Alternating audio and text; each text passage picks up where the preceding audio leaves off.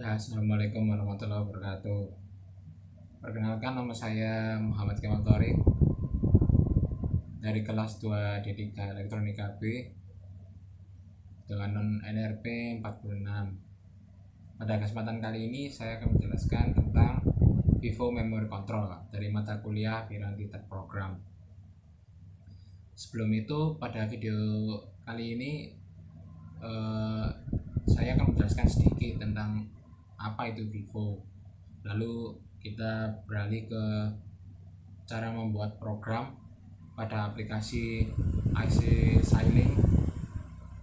Lalu yang terakhir kita akan melakukan simulasi pada aplikasi IC Xilinx.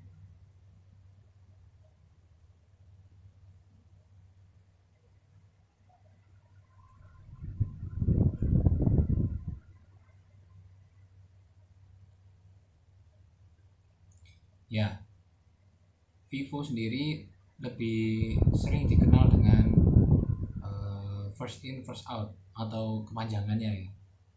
Jadi memiliki, jika diterjemahkan artinya yang pertama masuk, yang pertama juga keluar, atau yang pertama juga diproses. Dalam hal pemrograman artinya data entry pertama masuk dan data entry pertama yang juga diproses. Nah, Vivo sendiri itu menurut saya memiliki logika seperti orang yang sedang mengantri, di mana jika seseorang ingin membeli sesuatu dan seseorang ini sebagai pelanggan pertama, maka otomatis pelanggan pertama ini yang akan dilayani oleh si penjual. Nah, begitu pula juga pelanggan yang datang berikutnya, dan urutannya itu seperti itu, sehingga terciptalah sebuah permisalan seperti kepala dan ekor. Nah, istilah kepala dan ekor ini juga sering digunakan dalam Vivo Memory Control, dalam dunia Vivo ini, dimana kepala itu sebagai head dan ekor itu tail. Ya, Vivo sendiri memiliki bagian-bagian di dalamnya. Vivo terdiri dari serangkaian pointer, jadi serangkaian ya. Jadi ada banyak. Yang lebih dikenal pointernya adalah pointer baca dan pointer tulis. Ada yang sering dikenal read dan write. Lalu di Vivo juga memiliki kontrol logika, di mana di sini yang mengeksekusi dari program itu sendiri. Lalu yang terakhir yang ada yang namanya memori. Nah, di Vivo sendiri ini jenis memori yang digunakan adalah memori volatile atau yang gampang menguap, yang lebih kita kenal sebagai RAM. Kalau non volatile itu kan seperti hard disk ya, ROM itu. Jadi RAM ini datanya akan hilang ketika tidak ada power. Jadi dia bersifat menyimpan sementara. Namun di sini RAM yang digunakan pada Vivo adalah yang model SRAM atau Static Random Access Memory. Memori akses acak statis. Nah, statis. Dimana kalau statis itu yang artinya itu tidak perlu refresh secara periodik. Yang saya temukan dari beberapa referensi, bedanya SRAM dengan RAM adalah itu. Jika RAM harus di refresh secara periodik, namun di SRAM ini tidak. Lalu juga Vivo dibagi menjadi dua, yaitu ada Vivo sinkron dan Vivo asinkron. Vivo sinkron dan asinkron ini yang membedakan hanya penggunaan clocknya. Di Vivo sinkron, penggunaan clock digunakan secara bersama pada pointer read dan write-nya. Namun pada Vivo asinkron mereka menggunakan clock yang berbeda. Jadi clocknya sendiri-sendiri antara read dan write-nya. Nah, kondisi inilah yang menyebabkan bisa terciptanya sebuah implementasi atau bisa memanfaatkan dari ini. Yaitu salah satu contohnya yang terkenal adalah kode gray, abu-abu, di mana antara hitam dan putih Di situ terdapat sebuah seperti fuzzy logic, jadi daerah abu-abu yang nanti terkena bisa implementasinya penggunaan flag gitu. Jadi seperti semisal hanya ada indikasi penuh dan kosong. Nah, kode gray ini bisa memecah lagi level itu. Jadi semisal ada penuh, ada hampir penuh, lalu hampir kosong dan kosong. Jadi yang dimana ada 2 level menjadi 4 level. Lalu implementasi dari Vivo sendiri lebih sering digunakan sebagai register geser, seperti rangkaian buffer penahan. Lalu kontrol antara software dengan hardware. Vivo di sini sering digunakan dalam aplikasi tersebut. Ya, untuk sesi selanjutnya saya akan menjelaskan bagaimana cara untuk membuat sebuah program Vivo di IC Xilinx.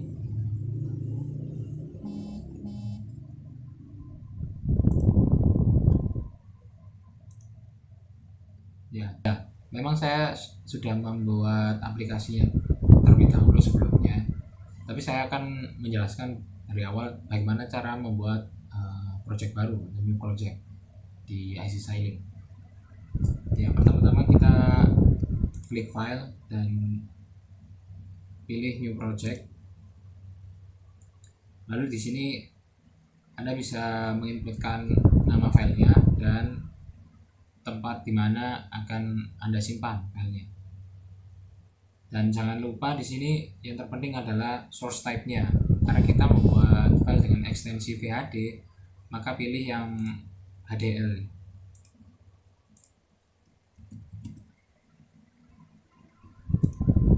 Nah, lalu di sini ada beberapa menu pilihan untuk pemilihan device, packet speed, dan yang lainnya.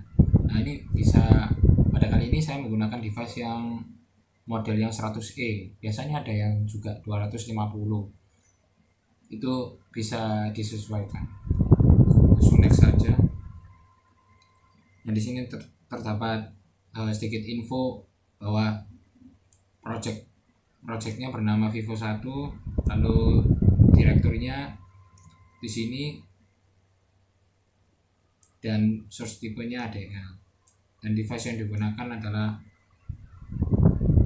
berikut yang 100E dan info yang lainnya. Kita bisa klik finish. Nah, seperti itu.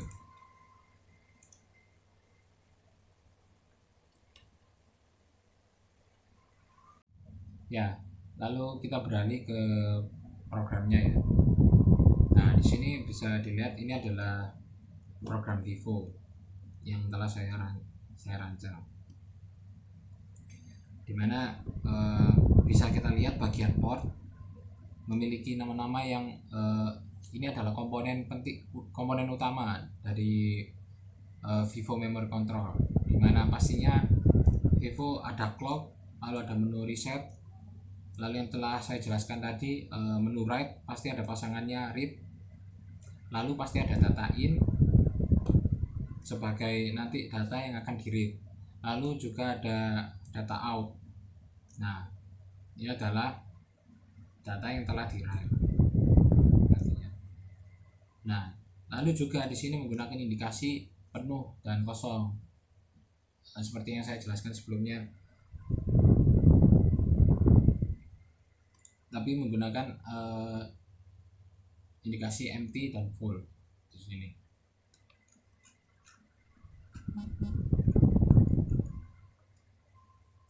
Vivo sendiri penggunaan istilah kepala dan ekor sangatlah umum menurut saya, karena di sini saya juga menggunakan variabel head dan tail sebagai untuk loopingnya, dan loopingnya menggunakan tipe yang boolean.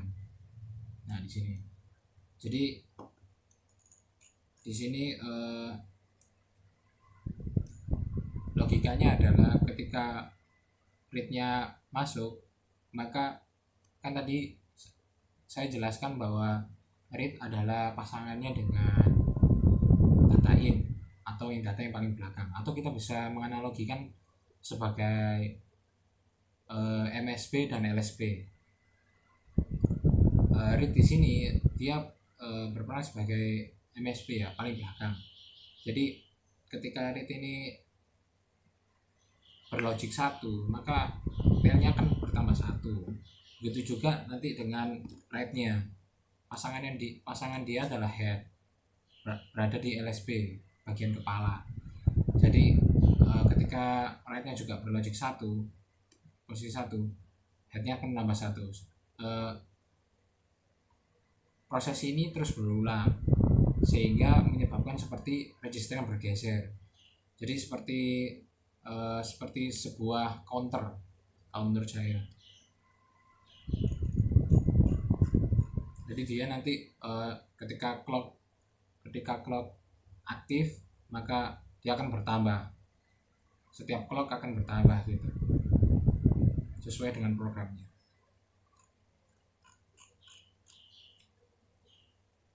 Ya, lalu kita beralih ke bagian synthesis report ya. Bagian ini penting untuk sebuah aplikasi IC Saling, di mana di synthesis report ini mengandung data-data dari program kita, apakah di situ terdapat suatu keeroran. Lalu tidak hanya itu, dia mengandung banyak info tentang program kita, seperti ini. HDL compilingnya berhasil di sini. Lalu ada info desain hierarki, di mana data width-nya sebesar 8 dan FIFO-nya sebanyak 256 bit.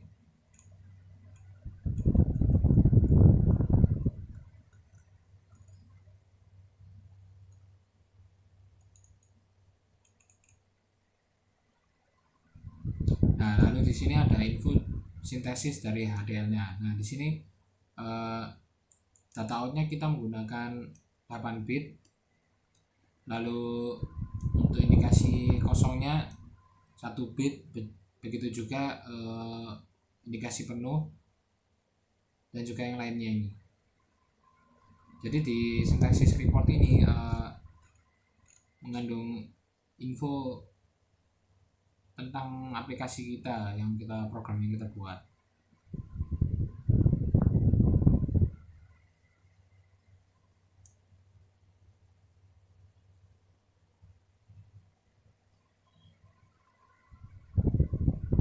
Nah, lalu di sini ada yang berjudul final report.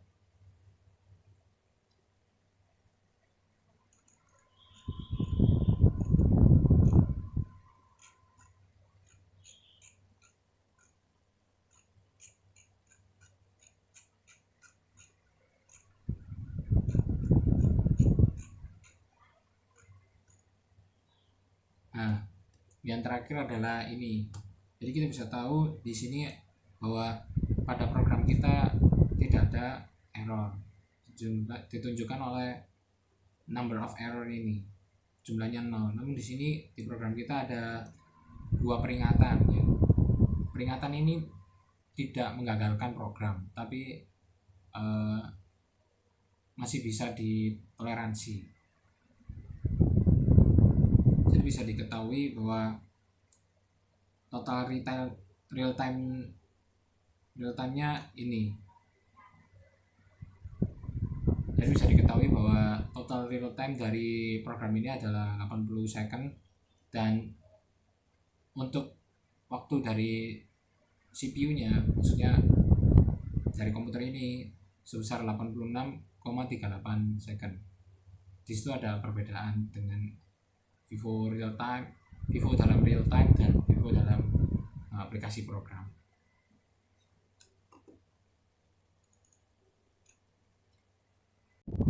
Ya, lalu kita beralih ke program dari test band untuk Vivo, dimana test band ini sebenarnya adaptasinya dari file file VHD yang sebelumnya, namanya juga testbed dari program Vivo sendiri, maka digunakanlah port yang sama dengan VHD-nya, yaitu seperti tadi yang ada clock, lalu reset, serta write dan read, serta ada data in, data out, serta indikasi empty info. Itu kita gunakan lagi di testbed ini. Namun yang berbeda adalah tipenya, tipe datanya. Di sini tipenya bisa kita lihat berbeda dengan yang sebelumnya. Yang data in ini dia bergerak gini.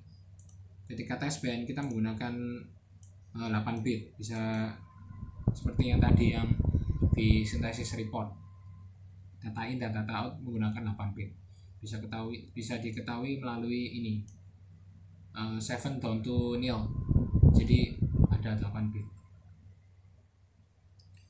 Dan info konstan ini sama seperti synthesis report yang tadi. Jadi synthesis report itu menjelaskan tentang data yang ada di program kita sebenarnya. Bisa tahu error atau bisa tahu infonya, bisa tahu programnya dari sana, dari synthesis report. Nah, testbed sendiri pada program mulainya pasti dimulai dengan clock, lalu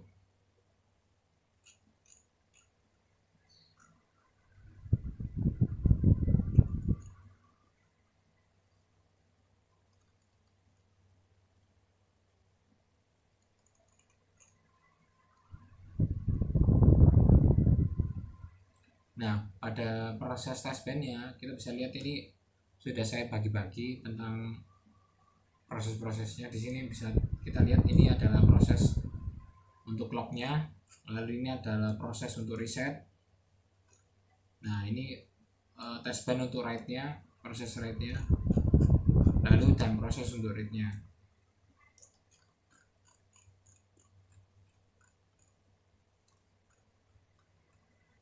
Ya, pada Vivo indikasi empty dan full itu bisa kita ketahui ketika kepala dan ekor ini bernilai sama seperti pada program testbed ini, atau bisa kita analogikan LSB dan MSB-nya sama. Yang akan tetapi apa bedanya dengan full dan empty? Nah, di sini berbedanya samanya adalah ketika full LSB dan MSB-nya bernilai 1 sama. Jadi bisa kita analogikan 4 bit, jadi nilainya 1111. Ketika kosong dia memang bernilai sama, namun nilainya 0, nilai dari LSB dan MSB-nya. Jadi nilai dari bitnya adalah 0000. Sehingga Vivo ini memang seperti menurut saya seperti counter. Jadi ketika ada data masuk dia diproses, lalu ada data lagi yang masuk dia bergeser, begitu terus sampai ada indikasi dia penuh mencapai alamat fullnya. Nah, di situ akan muncul indikasi full tadi yang dimana LSB dan MSB-nya sama, nilai 1.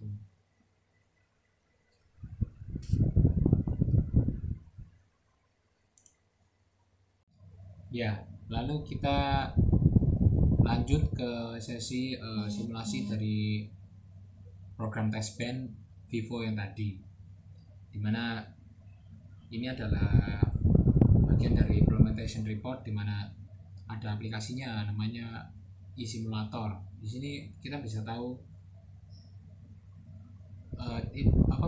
di eSim ini mengandung info pulsa dari data-data yang kita telah inputkan. Maksud saya portnya tadi. Jadi di sini ada bagian name ini adalah port-port yang telah kita inputkan tadi di program testbednya, akan muncul di sini. Nah, bisa saya jelaskan di sini bahwa kita mulai dari 200 nanosecond ini ya, dimana kondisi awal read dan write-nya sama-sama 0, artinya ini belum dimulai karena pada ini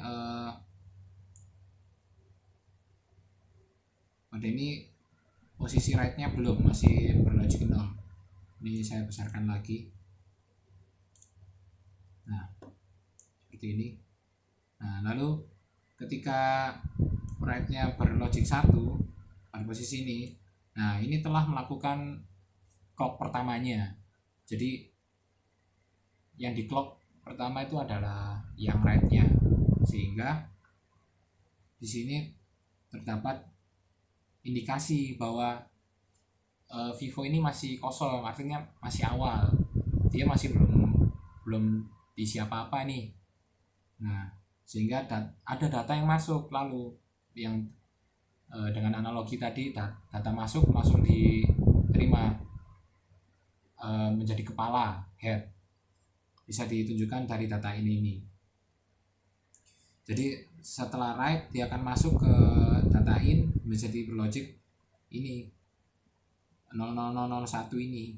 Nah, untuk step yang berikutnya kita bisa lihat pada posisi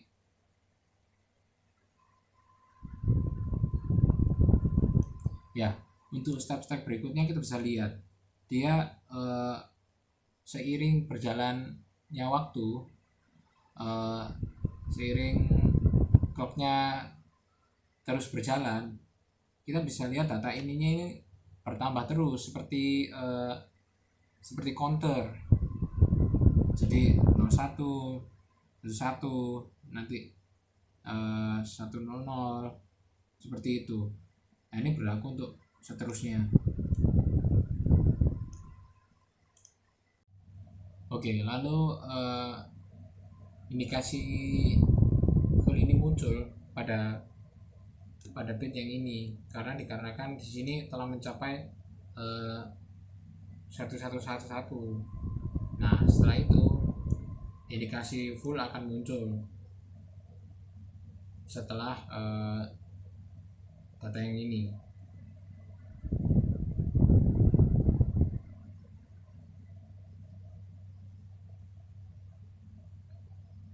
Dan akan bergeser lagi seterusnya dia. Seperti itu.